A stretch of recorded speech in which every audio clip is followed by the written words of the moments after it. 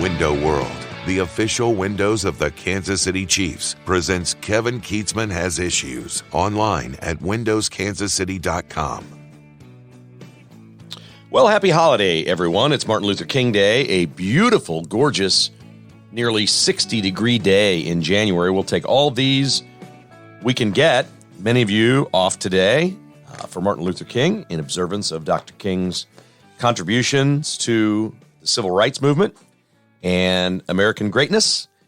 It is a good day to remember that if Martin Luther King were alive today, he would be a Republican. I think that's without question, as he was a devout Christian. And civil rights movement can be traced back to one really important meeting that started with Martin Luther King and Richard Nixon, long before Nixon was president, on Capitol Hill in 1957. And Dr. King went and met with Nixon, and they had a series of meetings on how they were going to overcome Democrat opposition to a civil rights agenda. And Richard Nixon, through the Republican Party and as part of the platform and the GOP conferences that they had, would institute civil rights into the platform of GOP politics, and eventually led to the civil rights movement and the passing of law by a Republican Congress. And Martin Luther King is remembered for all of those great things, and how the left has commandeered this, and people are actually out there on this day saying that Republicans shouldn't be quoting Dr. King, and people that are conservative shouldn't be talking about Dr. King because people on the right are racist, simply have rewritten history. Like they like to do on the left, they like to tear down everything America has been. Apparently they forgot that Abraham Lincoln freed the slaves. And the Republican Party has a history in the United States for centuries now of a civil rights agenda that is very progressive in today's terms and led to what I believe is the least racist country on earth. I just believe that. I believe it. I see it. You see it. We live it. We know what it's all about. We're accepting of all people, and we celebrate Dr. King on this day. Did you know that you cannot play, use, write about his I Have a Dream speech without violating copyright laws?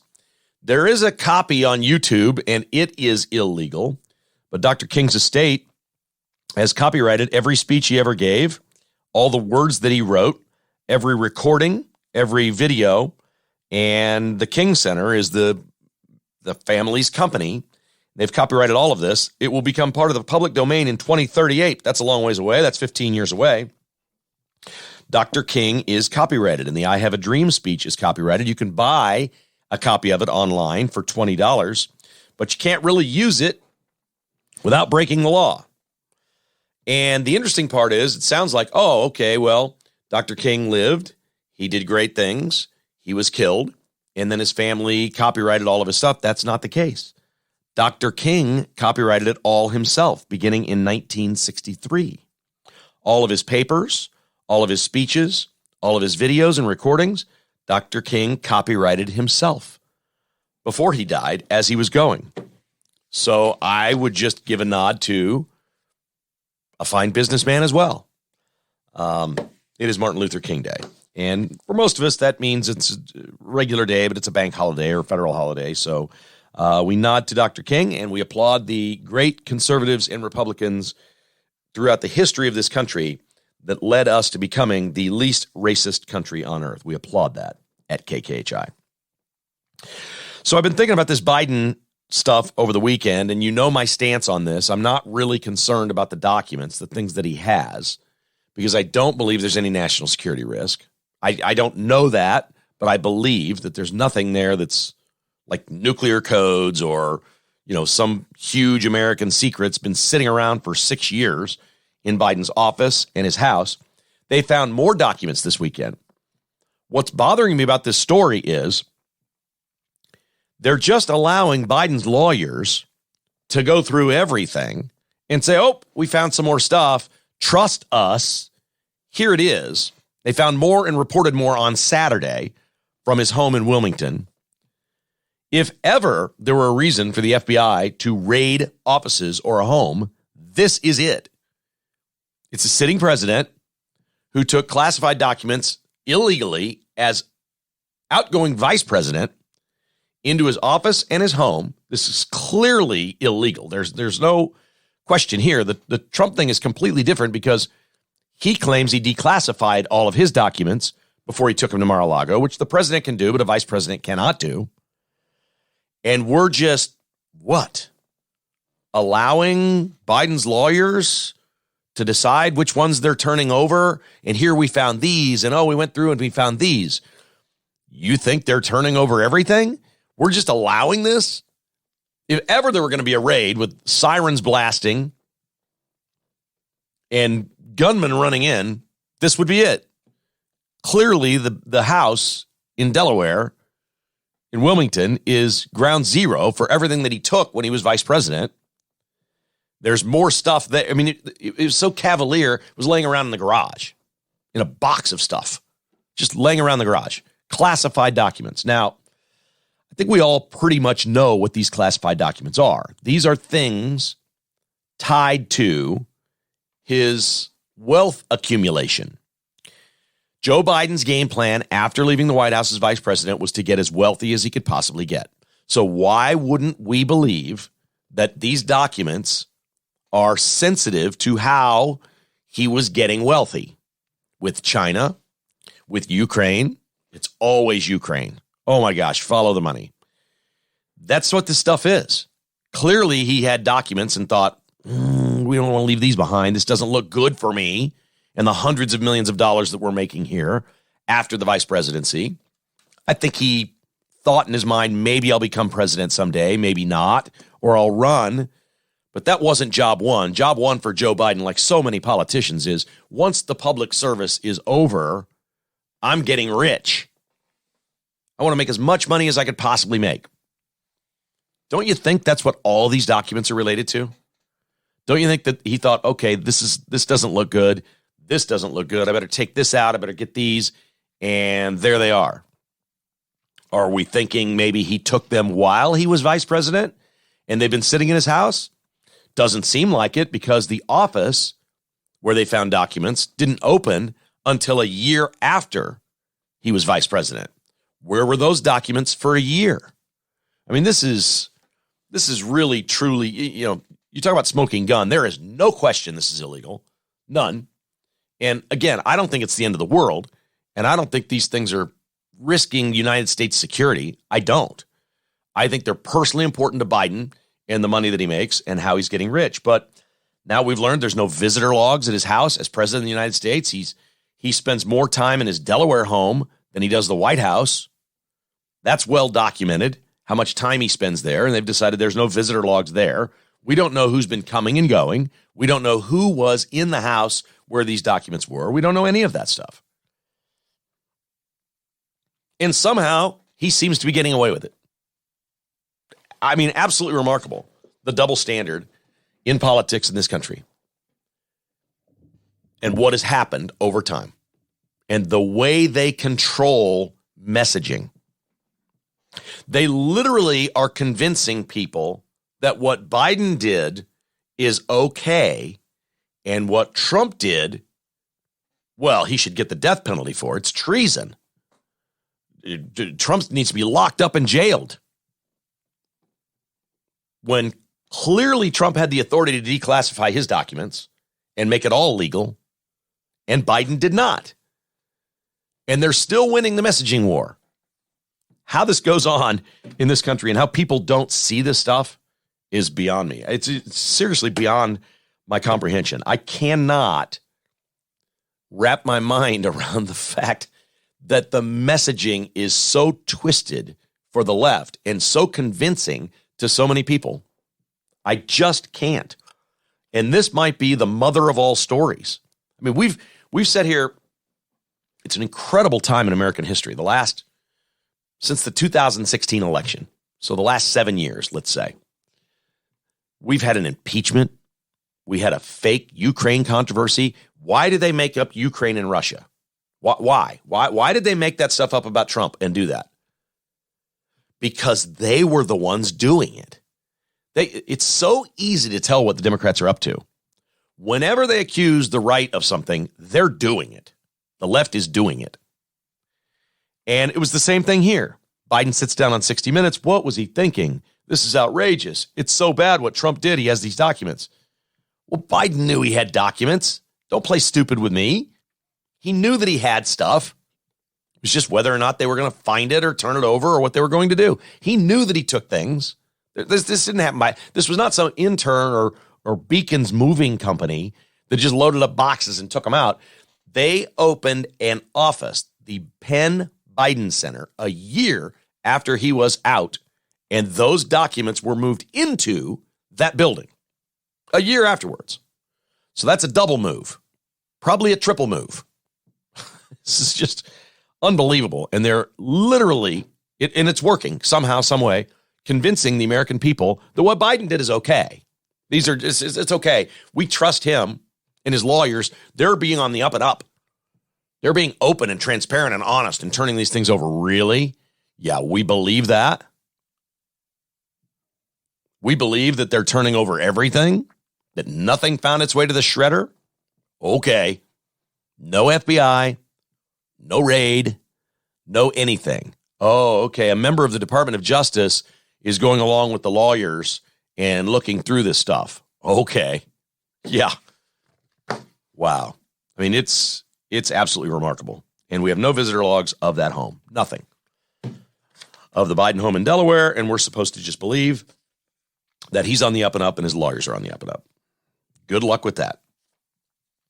KKHI is brought to you by crosskitchenskc.com. I got a buddy meeting with Tim on this Monday about remodeling his man cave. Pretty cool. They can do it all. Kitchens, bathrooms, man caves. Right now, countertops are free through January 31st. Absolutely free. It's not a gimmick, not a come on, nothing. He's doing it. He's got to get his crews to work. In the winter, he needs them busy because he's paying them either way. And right now, you save big at crosskitchenskc.com. Bstock.net is offering free delivery anywhere in the 435 loop in Kansas City on a purchase of $1,000 or more. Whether it's TVs, computers, combined purchases, accessories, Apple, doesn't matter. Spend $1,000, free delivery in the Kansas City area from bstock.net, 14680 South Flaming Road. And Amazing Garage Floors online at AmazingGarageFloors.net. John and Heather Hutchins are, well, they're awesome patriots. They're great, fun friends. And you can have the garage that you'll be proud of. You won't believe how much time you spend in your garage and how neat and clean you keep. Unlike Biden's garage, your garage can make a statement about you and the way you live. Organized, clean, beautiful, not some slapshot, off-putting garage like Joe Biden's with boxes and classified documents stacked to the rafters. No. Amazing Garage Floors can do it all for you online at AmazingGarageFloors.net. Hey, how did Europe become more conservative than the United States? It's a legitimate question, and I've been wondering this for really months, if not years, and never really spent any time researching it or looking into it, but I always thought of America's pretty conservative. We're a center-right country, and Europe is more liberal, more progressive, more socialist, all these other things that we don't particularly like or have a history of in the United States. And now it seems, whether it was COVID that did it or post-COVID, I don't really know. Now it seems these countries in Europe, in so many ways, are more conservative than we are. And we turn to the Tory party in charge in the United Kingdom. That's the Conservative Party, where they are now cracking down on men and women's sports. They are passing laws against it. They are passing laws against conversion therapy, this is all about transgender and things that are going on in UK. They're going on here. Same things are going on there. They're doing something about it. And as they pass laws against conversion therapy, I ask questions. How did they become more conservative than us? I don't have the answer, but it's pretty obvious there's a lot of places around the world where this is taking place. Some places are so conservative they're bad. They're oppressive to people. We know some of those regimes. We talked about that a lot during the World Cup in Qatar and some of the Middle Eastern countries would be considered overly conservative, or maybe even Putin is considered overly conservative and oppressive. So there's a right way and a wrong way, and today's the day to talk about it. It's Martin Luther King Day, and I think the Republicans and the conservatives in this country have a long history of being open-minded and accepting of all people and all things. But there is a certain fairness to any equality that we want to build. And fairness is, we spent 50 years or longer on women's rights.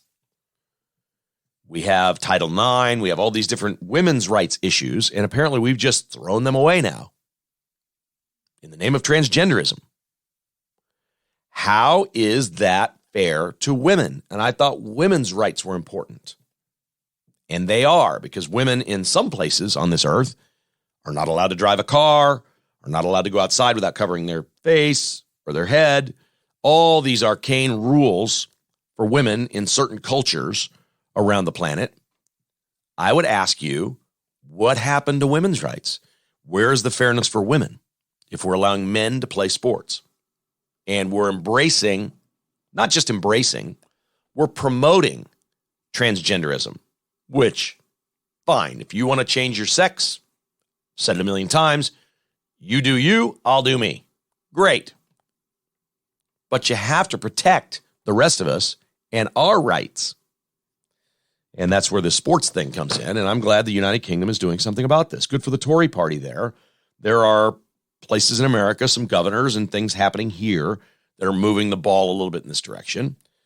We can certainly allow people to change their sex if that's what they want to do.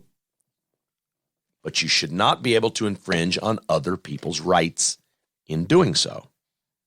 I feel very strongly about that. Way to go, UK and the Tory party. KKHI is brought to you by 360 Document Solutions, online at 360documentsolutions.com. Seriously, your business needs to meet this business. You do. You don't even know it, and you do. It's going to save you money. It's going to make you more productive, and you're going to have a better business if you meet Mark Lindquist from 360documentsolutions.com. Your new dentist is Dr. Bill Bush, north of the river at Armour and Swift. Beautiful offices there. Oh, my gosh. Stunning. The remodel and everything that he's done there. Terrific. He also has an office in Westwood near the plaza. Either location, if you'd like to sign up and make an appointment, get your teeth cleaned. He accepts all insurance. 816-471-2911. Online at nkcdental.com. He is Dr. Bill Bush. And the Finch Knife Company. Oh, I might be giving a Finch knife to somebody for a birthday soon. It's possible. It's possible. These are great gifts. Unbelievable pocket knives. Keep life from getting dull with a pocket knife from Finch Knife Company. You can get them at Shields. Just go up to the sporting goods area there. Check them out in the case or order them online. FinchKnifeCo.com. All right, our football feast will be on Tuesday. Stan will join us on Tuesday instead of Monday. Couple of reasons. The holiday and the Cowboys haven't played. Stan is a big Cowboys fan. He's a big Chiefs fan. I want to see the Cowboys-Tampa game before we have Stan on the podcast. So Stan will be with us on Tuesday. But a lot of great football action over the weekend. And we now know the Chiefs are playing the Jaguars at 3:30 on Saturday at Arrowhead Stadium. That's on NBC. The Chiefs were favored. This is surprising to me. The Chiefs were favored by 9 against the Jaguars in the regular season, and they're favored by 8.5 now. When the Chiefs played the Jaguars earlier this season, they weren't the Jaguars. This team has found its way. They've gotten better. Doug Peterson's done a nice job with this team. Trevor Lawrence has improved as a player. Zay Jones has really come on as a receiver. They've got some good things happening. Now, they were awful in the first half against the Chargers. 4 interceptions by Trevor Lawrence in the first half was just unspeakably bad.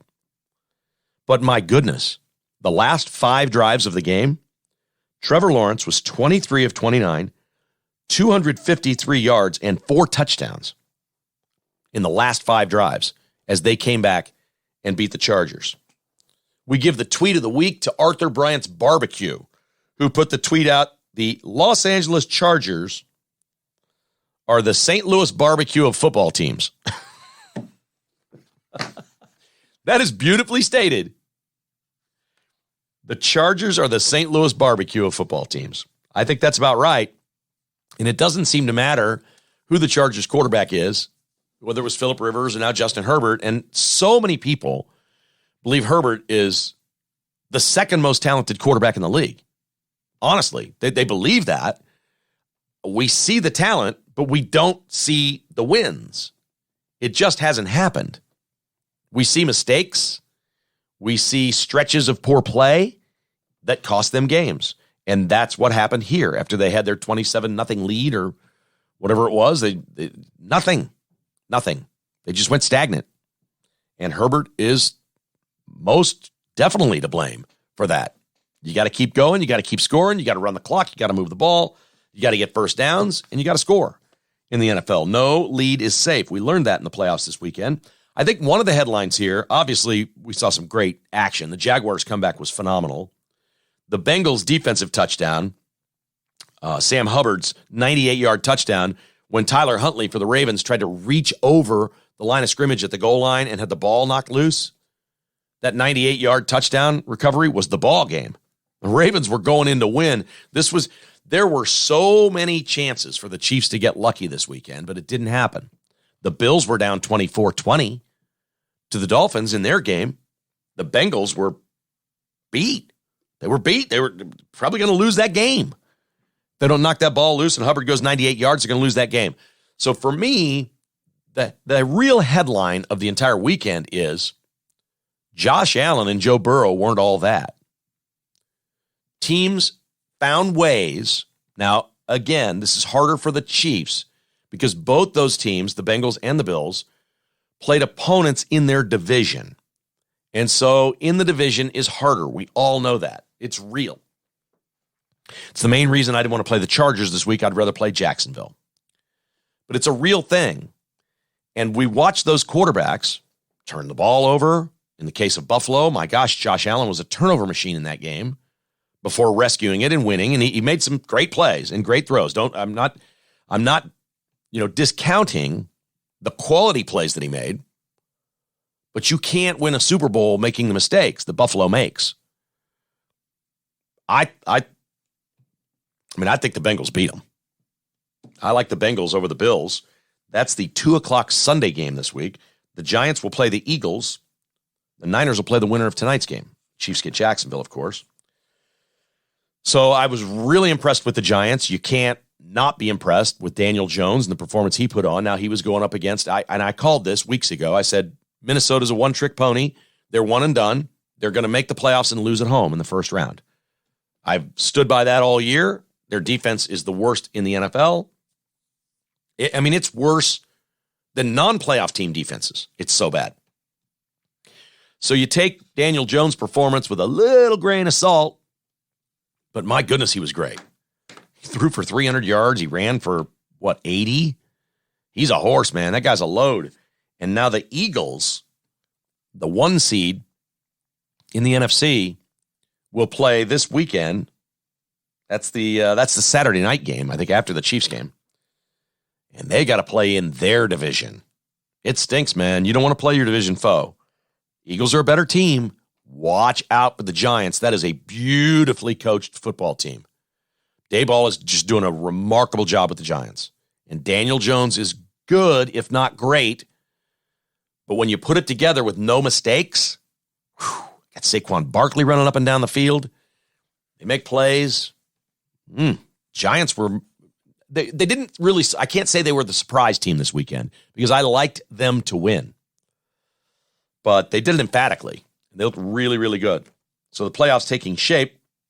Nobody looked better than the Niners in the second half of their game against Seattle. I thought Seattle would hang with them the whole way, but wow, were the Niners good in the second half. And as Christian McCaffrey changed that team. That team is not quarterback reliant. This is a little old school. Brock Purdy's doing a really nice job. Don't get me wrong. He's doing a really nice job. Who knows? Maybe he becomes their quarterback or something great happens for him. I don't know. That is one whale of a football team. I mean, they do everything better than everyone else. They just don't have Patrick Mahomes or Joe Burrow or the stud quarterback. But Purdy's good enough. He's been good enough, man. And they are, McCaffrey. How did the Chiefs not pull off a trade for Christian McCaffrey? With all these draft picks they got and the Tyreek Hill move and everything they're loaded up with, why isn't Christian McCaffrey in a Chiefs uniform? Holy smokes, that guy's a player. Wow, is he great. I mean, he is great. And he literally has taken the Niners to a place where it's a very rare thing. They just have to get decent quarterback play, and they'll beat you.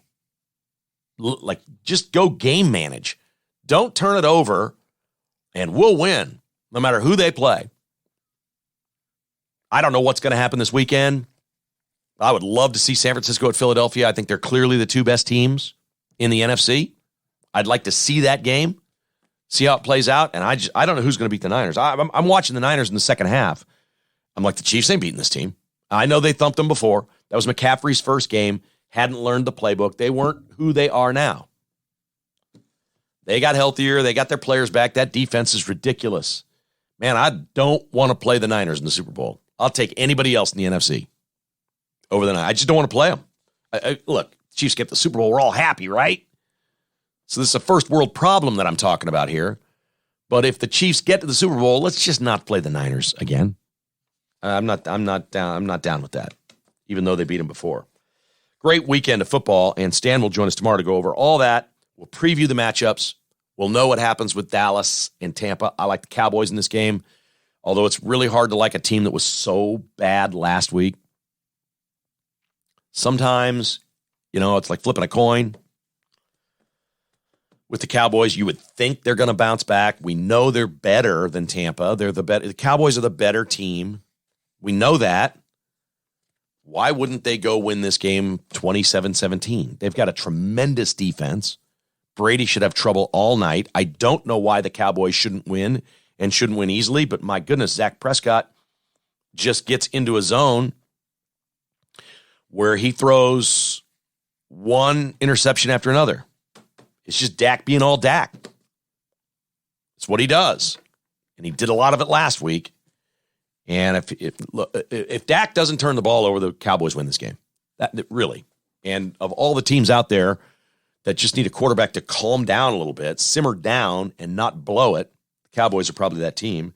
And I think they would win this game. We've got some Chiefs coaching news. This is interesting and exciting all at once. Little known story, underreported. This is a little thing that's a big thing. I've been talking on this podcast for a couple of years about Eric Bieniemy. Now, he doesn't really fit in with the Chiefs. That Andy Reid would love him to get hired and go somewhere. They would love this. What he really wanted was Mike Kafka to be his offensive coordinator. Kafka is now the offensive coordinator of the Giants, and they're doing great. Kafka is probably, unless he gets hired somewhere else first, is probably the Chiefs' next head coach after Andy Reid. He's got it all, man. He played quarterback. He's really smart, academic, All-American, went to Northwestern, has coached under Andy, played under Andy. Tremendous future for Kafka.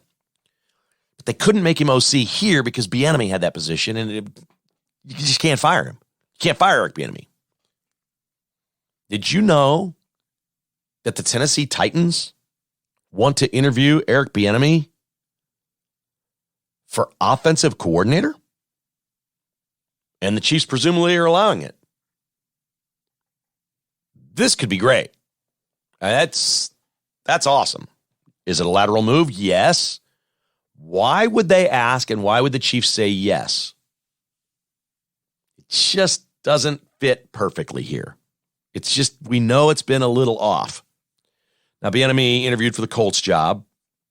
He's going to get other interviews. It's what we do every year. But, man, it would just be great. And maybe for him, maybe it's just time to move on. Maybe it's kind of worn out and you're in Andy and Mahomes' shadow, and maybe a move is a good thing for him. I know this. Eric Bieniemy's a nice enough man. He's got a checkered past, but that's a past. We love second chances. He's been nothing but great here in Kansas City. Nice to people. Good dude. Probably never dreamed he would make the kind of money he's making as a coach when he started out as like a quality control or special assistant and then a running backs coach and all that. He's making a pile of money. It's a great gig. Not everyone becomes a head coach. We'll see what happens, but maybe he becomes a head coach, maybe he doesn't. But I thought it was really interesting because the one thing we haven't heard the last few years is Eric Bieniemy interviewing for a coordinator position. But he may. He hasn't taken an interview yet with Tennessee, but he may. They've asked permission to talk to him. Also, Matt Nagy, who is not the Chiefs offensive coordinator, but would probably become the Chiefs offensive coordinator if the Titans hired Bieniemy. He's interviewing both of them. And I think they're just, it looks like they've locked in on the Kansas City offense. They want the playbook in Tennessee. That's what they want. So it seems like they're going to get one of those guys. And I think if Andy had his way, he'd move Nagy up to OC and Bieniemy would go to Tennessee. I think that's what he'd like. But pretty darn interesting stuff there. Hey, thanks to our friends at MyPillow.com for sponsoring KKHI. It's a simple ask here. If you're going to buy something from MyPillow this year, at any point, if you need new pillows, you need some sheets, you want to get the mattress topper and extend the life of your mattress, they're awesome. Slippers, anything at MyPillow or MyStore.com, just use the promo code KKHI. Please use the promo code KKHI. That's how you can get something cool for yourself and support the podcast. But you have to use the promo code KKHI. MyPillow.com/KKHI or call 800-923-9034. That's 800-923-9034 or MyPillow.com. And my buddy Gary Joslin over at Joslin's Jewelry. Valentine's is right around the corner. Be a good time to get her something sweet and sparkly. Why wouldn't you? When you go in there, Gary's in a couple days a week. He's usually in on, I think, Wednesdays and Saturdays.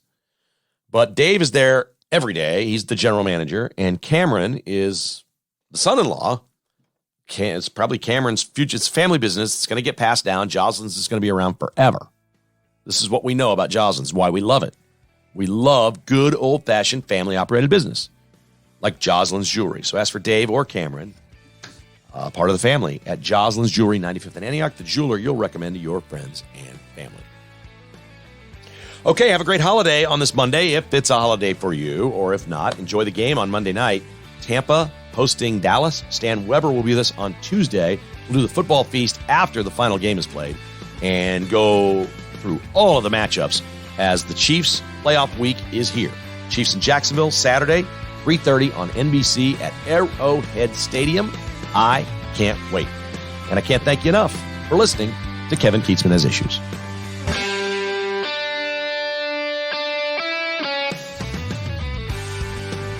Thanks for listening to Kevin Keatsman Has Issues, presented by Roberts Robinson Chevrolet Buick GMC. To get exclusive patrons-only podcasts, receive a weekly newsletter, and attend in-person patrons-only parties, visit KKHasIssues.com and become a patron today. This has been a production of Crooked Tail Media Incorporated.